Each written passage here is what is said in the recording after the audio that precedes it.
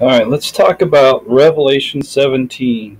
And again, I'm going to remind y'all that what we're reading here in the book of Revelation does not contradict what we read in Matthew 24, Mark 13, Luke 21, when Jesus is asked, "What shall be the sign of thy coming and of the end of the world?" Okay?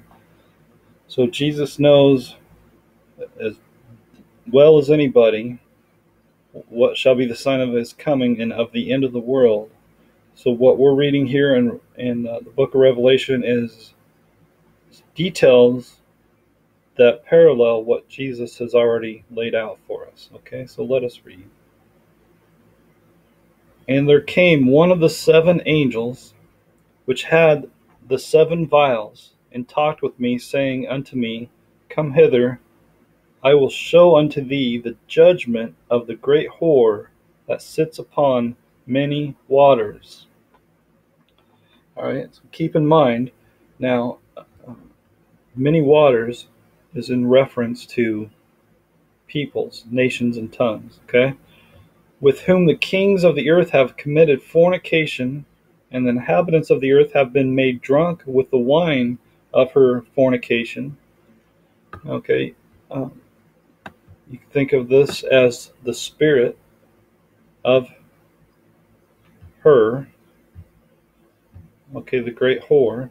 So he carried me away in the spirit into the wilderness, and I saw a woman. And a woman represents a religious organization. Okay.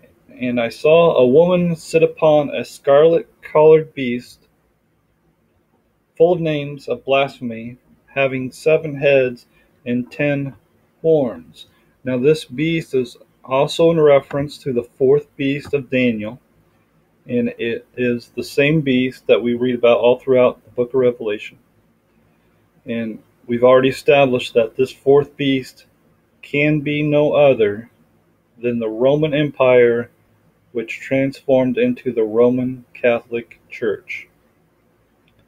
Okay, and the woman was arrayed in purple and scarlet color, and decked with gold and precious stones and pearls, having a golden cup in her hand, full of abominations and filthiness of her fornication. So, all you have to do is take a look inside the Vatican, all right, and tell me this is not in reference to Revelation 17. This is incredible, right? And it said scarlet color, right, and purple. So we see these guys are decked in scarlet and purple, right? And upon her forehead was a name written, Mystery, Babylon the Great, the mother of harlots and abominations of the earth. Okay, so the reason why this is referred to as both Mystery and Babylon the Great is because it's in the spirit of the first beast, which was the king of Babylon.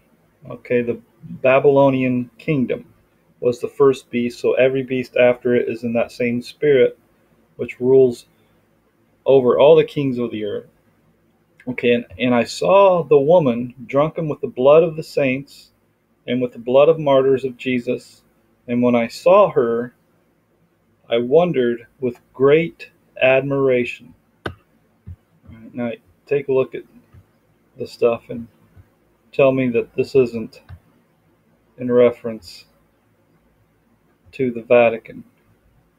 Inside the Vatican is absolutely, it's beautiful, isn't it?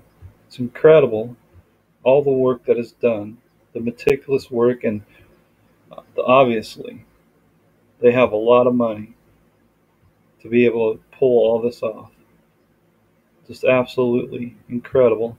And I wondered with great admiration. So obvious. Okay. And I wondered with great admiration. And the angel said unto me, Wherefore didst thou marvel? I will tell thee the mystery of the woman and of the beast that carries her, which has the 7 heads and 10 horns.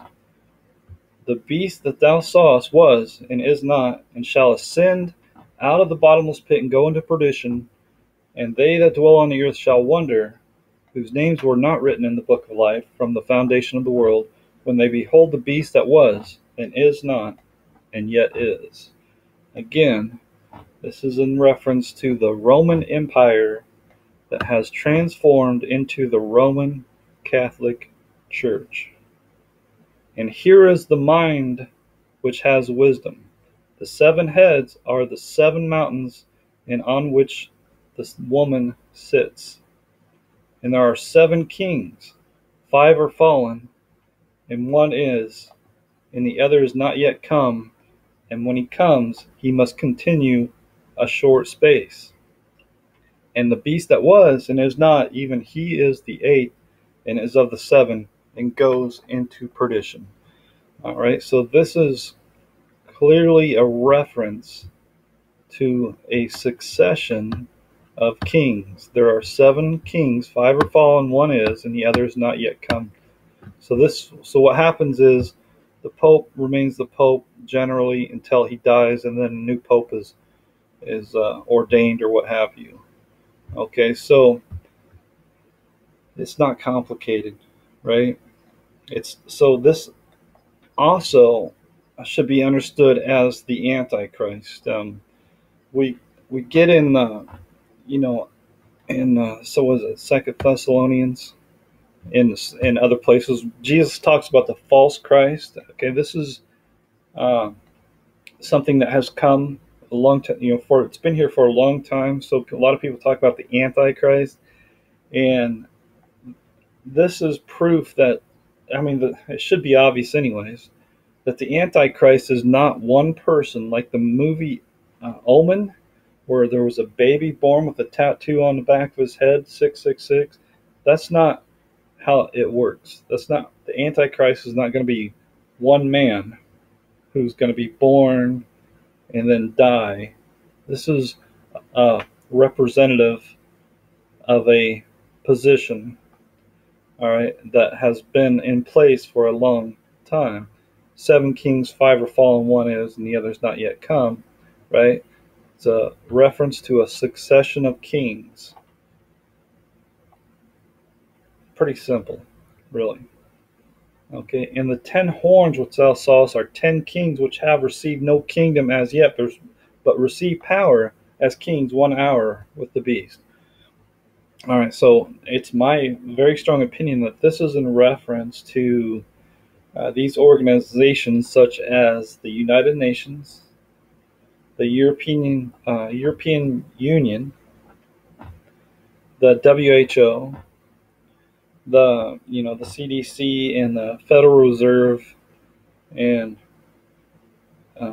so on and so forth. All these, I'm not sure that I could name all 10 of them, but this is what I believe is in reference to the people that are in power or are leading, that are in charge of these organizations.